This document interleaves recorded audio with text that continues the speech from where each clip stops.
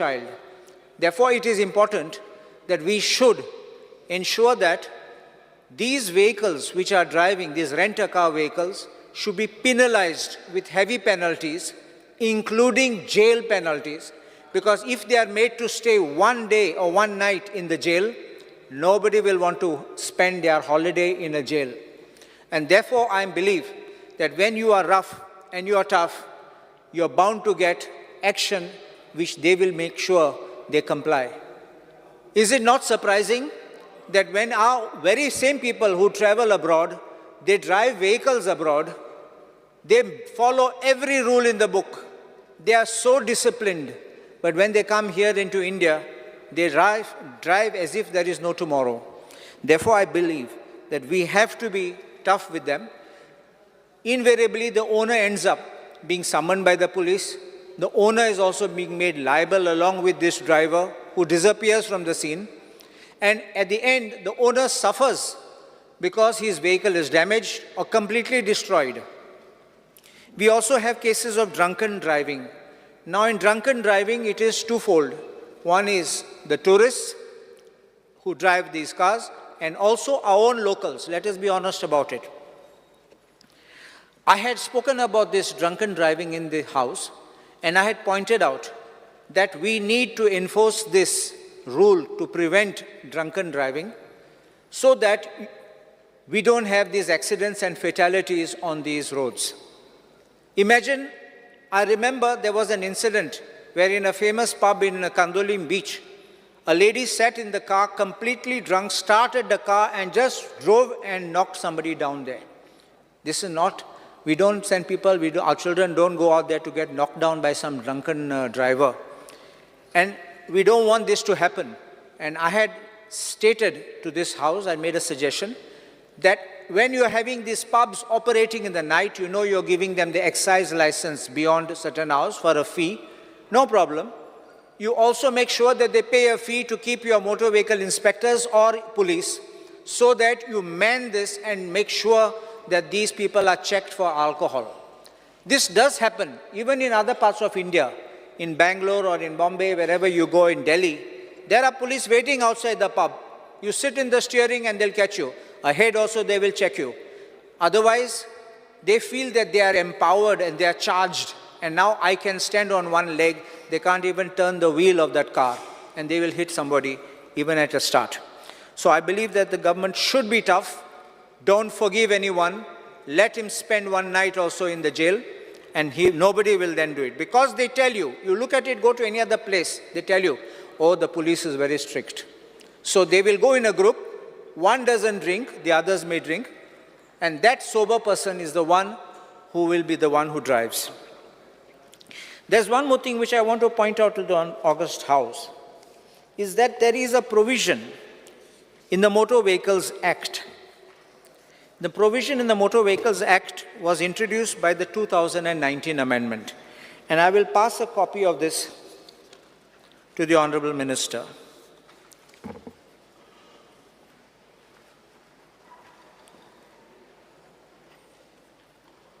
It is section 210D. It is a very, very good move which was brought in by the central government. I'm giving just the relevant page because the whole gazette is not needed. In this, there is a provision. First, it's 210C speaks about the central government, which may make rules for design, construction, and maintenance standards for national highways. That does not come into you. But 210D is for the state government. And I'll read this. The state government may make rules for design, construction, and maintenance standards for roads other than national highways and for any other matter which is or may be prescribed by the state government. Now, I want to bring this to the notice of the Honorable House, that when this section was introduced, when this amendment was introduced, the Honorable Union Minister himself said, we are bringing this to make these contractors accountable so that we have good quality roads. And therefore, I believe we must have a shift in our thought process. It will take resistance, I warn the Honorable Minister, It may be resistance which may come from another department, but I think you must enforce this because statutorily the duty is cast upon you to frame these rules, because it speaks about the transport department making 210D, it is. I've ticked that there. And it speaks about state government making rules for roads other than national highways. Do you see that? I'll just read again. The state government may make rules for design, construction and maintenance standards for roads and other national highways, other than national highways, and for any other matter which is or may be prescribed by the state government. And I say why? Construction, let the PWD do. I'm not saying you become a construction company or an agency, but you have to give the direction, because you will know where accidents take place. You know where speed limits are required to be maintained. The PWD doesn't know. The PWD will come and install a board. You will know from your feedbacks, the moment you all get in your systems about vehicle damages, insurance claims, and the police are the other ones who come to know about these things.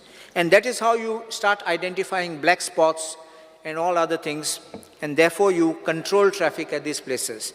But if we have bad roads, I think this will be a major problem for us. The Union Minister, the Honorable Union Minister of Transport, Mr. Gadkari, himself said very recently, I'll pass this down, one for the Honorable Speaker and one for the Honorable Minister. He even went a step further to say engineers to be held accountable, face action for any pothole on national highways. So please understand this. If you are strict, then you can take action.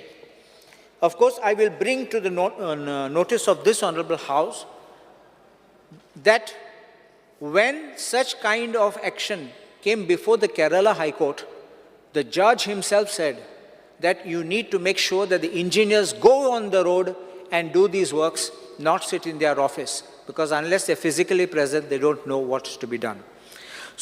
Now, I'm going to deal with a controversial topic, that is tourist taxis and app aggregators. I know this is a very controversial topic, and our local taxi is often called mafia. But if you remember, before these aggregators came in, our local taxis were very much loved by domestic tourists and international foreign tourists. They would even contact them back and they would book them again and again. There's also a sense of belonging, a sense of familiarity, and a familial relationship which is developed between these people, the customers and the taxi owner. They are almost like a family relationship. And that is why the system and the tourism was going well. I don't know when it started going bad, but now with the app aggregator coming in, with great respect, I remember strong battles being made, strong opposition being made. Remember one thing, there are some black sheep in every family, in every profession, including our legal profession. There are black sheep, I don't say no. But just because of a handful, you don't kill the entire industry. And therefore, I want to point out that when there is a tourist taxi, that was called tourist taxi in those days, now they are called some different word, I will tell you what they are called. But tourist taxi, they need a badge. For a badge, you need 15-year domicile. You need a police clearance certificate. You also need a character certificate and 8th standard pass. If you need your 15-year domicile over here, you definitely cannot have somebody who's from out, because unless that person satisfies the domicile requirement. But these app aggregators, large number of their drivers, to our understanding is, they are employing non-Goans who don't have the badge. There are a few of ours, the local taxi owners also, who have employed such people, but I say we should enforce this rule across the board. Doesn't matter even if it is at the cost of these people, but everyone must be uniform across the board to have this badge, and without a badge, you should not be able to sit on the steering wheel of such vehicles. My feedback has been that if a vehicle, a taxi, which is with a Goa Miles or these step app aggregators, then what happens is that police or whoever the RTO says, oh, I'm from this Goa Miles, after a little detention, they are let off, as if they are above board, above law. So I believe that you need to have strict enforcement of the rule to ensure the benefit, and there is no such type of flow. Second part is identification of this app aggregator. If you go out of Goa, you see this Ola, you see Uber, whatever is mentioned, on the taxi it is there. But here our taxi drives without, you don't know whether he is of A company or B company of the aggregator. He just keeps going. And if he just bluffs that he belongs to that, you have to so believe it. Therefore, I believe that let them be identified. And for another reason, I will tell you. What they do is, there is no stand for these vehicles, but they come into the villages and hang outside these guest houses or outside the hotels. And they wait there after dropping the passenger and they strike a deal. You call me, I'll be outside. And then directly on a call, they pick up that same passenger and they keep going. So they used it for the first trip, and thereafter they keep recurring to get this, and the aggregator is left out. I'm not arguing in favor of an aggregator, but pointing out how this kills the local tourist taxi business, which is operating in our own villages. Now, why are our people being called mafia? Because it's generally relating to the fees which are being charged or the rates which are being charged. First thing I want to point out, these app aggregators focus mostly on the coastal belt or in places where there is large business. They don't go into the hinterland unless occasionally. I have also got complaints of people saying that when they book and they are called, they don't want to take trips where there's no return trip. So therefore they cancel it. An app aggregator like Goa Miles has got an app on which you have an option of vehicles. And then when you have an option of vehicles, one such vehicle is an SUV, but they don't have SUVs. They give you a different vehicle, like an Innova or something else will come. The SUV character, this goes for a Bolero, a Scorpio. So you have already paid, you get another one, you don't think what really happened, but in the process you have lost. So please understand this. Second, you have to pre-book. There is an option for post-payment, post-trip payment, but you have to have a minimum 350 into their account, which means if money of yours will be cut, you like it or not. As if they will blame you, you fight in the court. You have no time for this. The question now is, I have heard sometimes even the government says, oh, they are offering cheaper rates. Yes, and I know under Motor Vehicles Act there is a provision where you can offer any amount which is less than the notified rate. If that is so, that means that a contractual rate which you can agree. If it is so, I don't mind when an individual taxi does that with a customer. You may say, I will take your taxi for 5 days and therefore I will charge you this lesser rate, but not higher than the prescribed notified rate. But if your Goa Miles, which came along with some Goa Taxi Patron or something like that, when you have this, because that is now become part of Goa Miles, when you are having this in collaboration with a state agency, which is the GTDC, that means the government is promoting Goa Miles. And if the government is promoting this app aggregators, it means that the government, being in the dominant position, is allowing unfair competition. When you allow such unfair competition, do you call these other people who charge as per the rate a mafia? I want this to be made clear, because if you have cases of overcharging, let there be a written complaint, let action be taken, suspend that vehicle and take action as fit by law. But simply making allegations because they charge you the notified rate, that becomes the problem.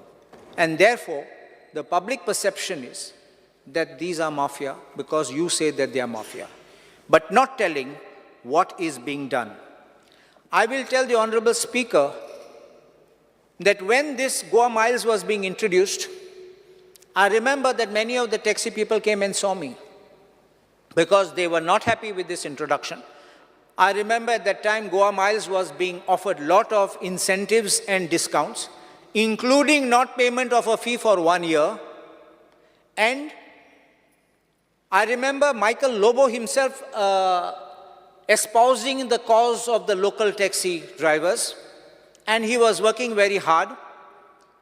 He continues, I know, even to this day, to espouse their cause.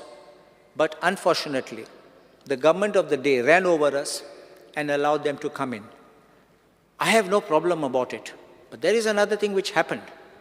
Parallelly, a petition was filed before the Competition Commission of India in Delhi, where some of our taxi owners were hauled up there, including a priest who was supporting the local community. We had to engage lawyers, I had to draft replies, and we finally, at the end of the day, we succeeded. We got it thrown out. I asked this one question to the government. Just because you ran to commission, you didn't, but a petition was filed before the Competition Commission. What you do today with your dominant role and virtually threatening and pressurizing the local taxi, don't you think this is unfair trade practice where you need to be hauled up along with these app aggregators before Competition Commission? I think we need to look into this. And I say there's also one more issue which comes up, which many people don't know.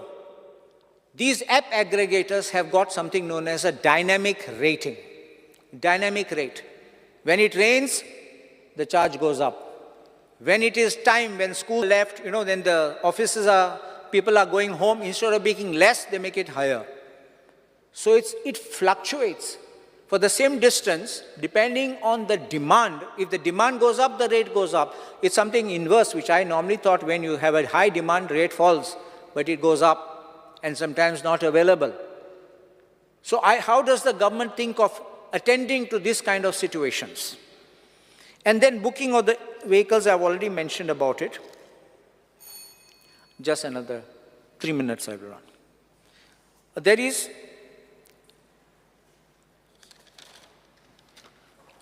taxi stands for the hotels.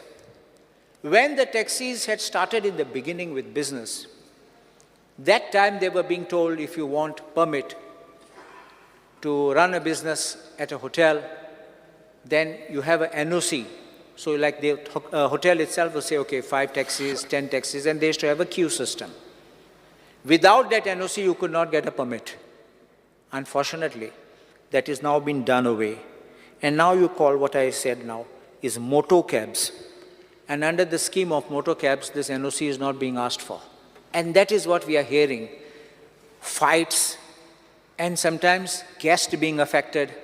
And I actually feel very bad when I see that, because I don't believe we should have a negative perception across the world, because Goa is very famous international tourist destination.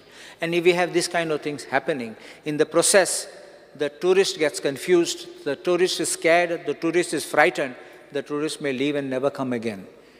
We don't want these kind of things. Finally, even these hotels are built here to boost our economy and to provide jobs for our people. But if they are going to start providing jobs for these people, then what happens to the fate of the locals over there? I think the government needs, whatever view you may have, whatever I may have expressed, I still said I'm putting my points across, but I would request the government, call them to the negotiating table. I know sometimes some are a little hot-headed and some are very, they don't change their mind. We can try to sit down with reason. And I think if the government can invite the people, we can have a happy resolution in this behalf. If you remember, there was once a a telecom company, I won't have to name it here, the telecom company came in giving free service to everybody. And everybody started running and subscribing to it. Then it gave, after 1 year, they said very minimum charges. After the minimum charges, a little minimum more. And finally, they're market-dominating players.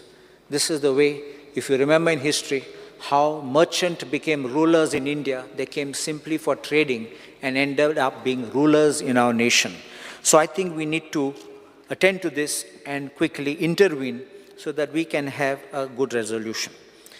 I also have learned one more thing, that drivers from neighboring states of Goa have approached the Chief Minister or the government to allow their drivers with their badges to be employed in Goa. I request the government of Goa not to allow this, otherwise we will have others coming and our locals losing their scope for employment. On the second aspect, I just want to speak about it, is on the meter renewal fees.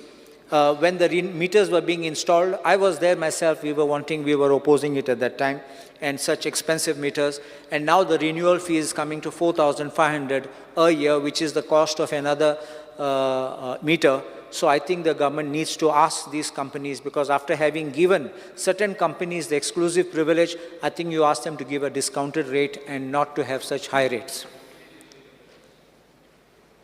But they're being charged for it. As far as KTC is concerned, I have this thing in particular. It's an aged fleet. And I know the Honorable Minister is making something to have an environment-friendly type of these EV buses. But those EV buses don't come into our villages with the narrow roads. And when we had requested for change of the bus, you all were gracious enough to give me one EV vehicle. But unfortunately, what happened was in the narrow roads of Britona, Ekoshi, Pomburpa, that side, the bus touched somebody's tiles. Those people came out, stopped the bus, beat up the driver, and the conductor was pulled, and then they said, we're not coming again. So I don't want those buses. Please give us some regular buses which fit on those roads, because those buses are really big. Keep them on the highway, keep them where there are broad roads, but don't give where they will end up getting beaten. Please, another 2 minutes, because there's so many things are there here. I don't like to cut short. And other thing is, we have a bus which leaves from Panjim, going through Sukor, coming into Ukasai, Bastora, going to Mapsa. This is one bus I have to make one special mention, because it breaks down frequently. There's no replacement. There's no one telling what is happening. And people who have gone get inconvenienced. People who are waiting don't get a bus. And so many times we have to phone them up asking, where's the bus? Why is the bus not come? It has broken down. I request the Honorable Minister to kindly just look into this, because I generally don't have other complaints, but this is one which goes along a big route, and I think we should look into it. Bus stops are very pathetic, and I think we need to ensure that we need some benches, we need even the roof. Some of them don't even have the roofs. As far as KTC drivers are concerned, I think you all have already got a representation from the KTC drivers of the arrears of 7th Pay Commission. And there was a settlement which was done, and it says there, I'll only read paragraph 9 of that settlement. It is agreed by the employer that those workmen who have either expired, superannuated, terminally ill, or disabled after 1/1/2016 till 31st October 2018. 2016 is that, and 31st October is your date when you all agreed, shall be eligible to all arrears payable as and when decided on approval given by the state government. Therefore, it requires your approval. I would request these people, they get very small amounts, but even that will be a financial burden, I understand, but I request, please pay them. I know of certain cases of Kadamba ex-employees getting 1,000 rupees as pension, which is very, very poor, very meager. Another thing now I want to speak on is about the panchayats. Panchayats GIA grants have been reduced, and I think that the minister should try to make a demand to get higher amounts, because otherwise a panchayat will hardly end up getting 10 lakhs in a year, and we should not be sufficient to do any work in the panchayat. Second is the timely payment of amounts to a panchayat. Please make sure the payments are made. And one major thing I want to speak is about the transfer of panchayat secretaries. We have in Bastora, I think it's something unique, where we have a magnetic secretary. Why I use the word magnetic is because after transfer, this secretary comes back, because I know only magnets have that power of attraction. And this magnetic secretary has been there for 9 years I had brought it to the attention of the government in 2023, and the government was pleased to transfer the secretary. But magnetic powers that this secretary has, I don't know what is the fatal attraction, because you know a magnet cannot work on a singular this thing. It has to have an attraction. The other pole has to attract. Where is that pole attracting? I don't know. But I think this, I request 9 years is a long time. Why you want to come back? What is your personal interest in the matter? If you love to sit in one post, naturally suspicions arise. And then your behavior also changes. And that is why people came to me and told me about these issues. I want to just point out one small thing. This I won't talk totally in detail, but I'll just pass this across. These are just suggestions. One copy, Hercules. One copy for the Honorable Speaker, one for the Minister.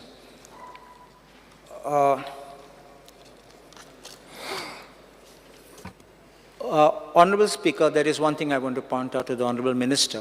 I'm making little suggestions because I've just given you your chart so you don't have to take notes. It is only a request for increment of expenditures because I put what is existing on one side and what is a proposed revision on the other side. So if you can look into it, because this has financial implications, I don't want immediately you say, yes, I will do, but you can just look into this so that including increasing of the staff, please look at the item number 2, because how much staff we got. Because today you're asking, fill online things, computerize, submit these reports. It becomes very difficult with the existing strength of the staff, including computer operators which are needed, posts to be created. Otherwise, it becomes very, very difficult for panchayats. They will have to work till 10 o'clock in the night, and they are not accustomed. They will not be able to do that. Other thing is, now last thing I want to talk is about industries. I know that Honorable Minister has the power of bringing good industries into Goa. And when I mean good, I talk of good non-polluting industries. And I've seen his efficiency in the manner in which he will communicate effectively. And so therefore, I would appeal to him that get good industries, because I think our industries are moving out of Goa. And therefore, I think that we should try to bring some better incentives and attractions which we can. If you remember, industrial what's that called? The IDC Act has a provision, I think section 34 or something like that, which exempts requirements of village panchayats from having to give any say or NOCs and all that, because you're the one who gives everything at your level. So, and you collect the fees. So, see, these kind of things by which it becomes like a single window so that you can process everything at your level. Let everything in the industry be controlled by you at your level. Let it not go. You can even have, let us say, even if you have to go to some factories or something, let it be all inbuilt into your thing so that you can get everything done. And this way, you, like how you see other states running, inviting investors, big investors, I think we can do that, and I'm confident you'll be able to achieve these targets. Other thing is the Investment Promotion Board. I only appeal to the Honorable Minister, let the Investment Promotion Board not be a route to allow people to dabble into real estate or to allow people to propose projects, get them cleared, and then propose them to sale to somebody else. Because I think this is what is going on. You may not realize it, but you may realize when it's going in for a transfer, or you allow somebody by a proxy to start running that establishment for which it is. Because the question comes is, how many have you cleared and how many have been set up? Then you'll come to know what really is going on, whether those procurements of the approvals were only with an intention of placing it on a platform, like you get a town planning approval and I sell your project. So I think that these are the major issues on which I am talking, and I request the government to kindly look into. Just one thing, I just want to see if I've forgotten anything.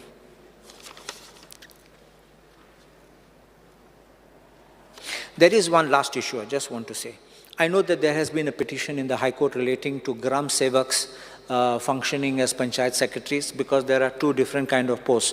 But having appointed Gram Sevaks as Panchayat Secretaries, and for several years they have functioned as such, and I think that the government can consider whether you will can amalgamate both these posts.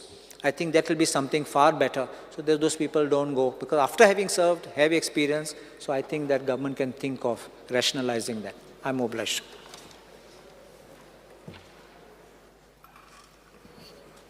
I request, we will speak after your, I request each and every member to kindly put in your request now, because after 4 o'clock, the system will be locked. So whoever wants to speak, kindly put in the request on your microphone.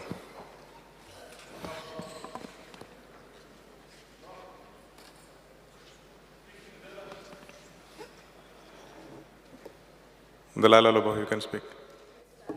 I'll give you, you speak 5 minutes and you can continue. Or I'll give you extra time. We'll extend now.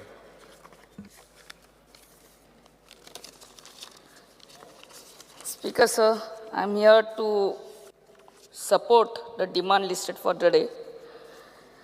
When speaking about demand number 13, transport.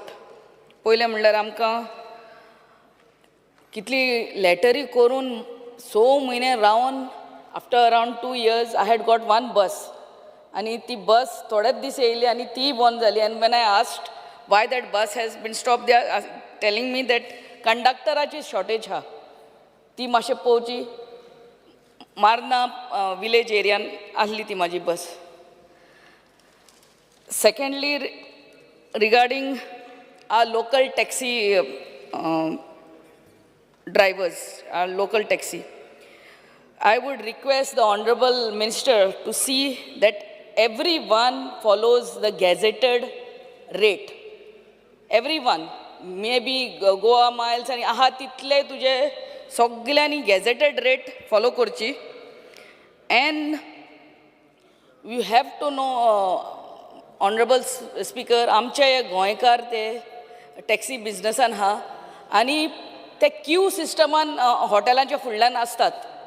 I know as a hotelier how the tourism is, the occupancy, Friday, Saturday, Sunday business जाता. केन्ना केन्ना Saturday, Sunday आणि तेही हे Goa miles येतात आणि drop करतात आणि पिकूय करतात. I think this queue system where our local taxi people are there, the request is this Goa miles should not come and take into drop करतात ते drop करात, drop करून वसात. You don't come and pick from that queue system. That gazetted rate has also to be revised periodically. Why I am saying it has to be revised? आता पळय आमचे मोपा एअरपोर्टार ड्रॉपाक 200. आता toll येयल्लो हा. Regarding the rates, tomorrow I will talk in more detail when it comes to civil aviation. But these gazetted rates have to be revised periodically. Regarding speed governance, Speaker said I would request the Honorable Minister to see, to request all the manufacturing companies or the showrooms to lock the ACM at 80 speed so that this our taxi guys don't have to buy these speed governors of costing 6,000 and ते जाले तेका speed governor घालता तेका extra insurance घेवपाक पडटा. You have to look into that also. Regarding digital meter सांगता ते 3 years pass, costing ahले 11,234. Every year passing korpak वयता तेन्ना 4,600. Honorable member, the house is extended by 5 minutes. Yeah, every year renewal korpak वयता तेन्ना 4,654 borung पडटा. This digital meter had 3 features. One is that GPS tracking. GPS track korpak ajunuy control room na. दुसरे panic button. आता panic button मारलो बसून जाल्यार तेकाय control room ना. And third is fare meter rate. That is there only. But since these 2 features are missing, I don't think this renewal fees of 4,654 has to be reduced. And there should be capping on the licenses given to this rent-a-bike and rent-a-car. My personal thing is no more licenses to be given for this rent-a-car and rent-a-bike. Speaker sir, talking about Panchayat.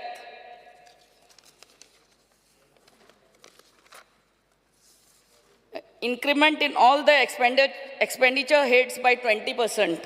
Secondly, आमचे legal fees जे आहा ते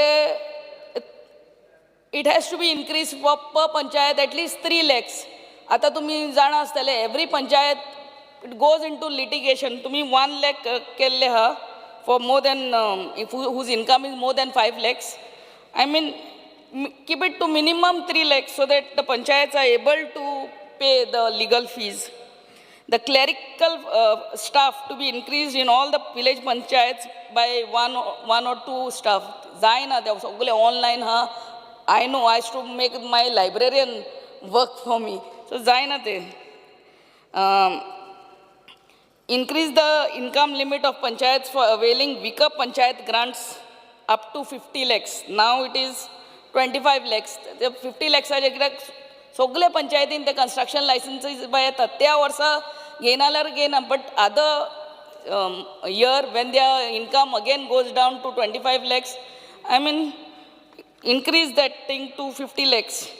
And please see that 7th pay scale is given to our panchayat staff.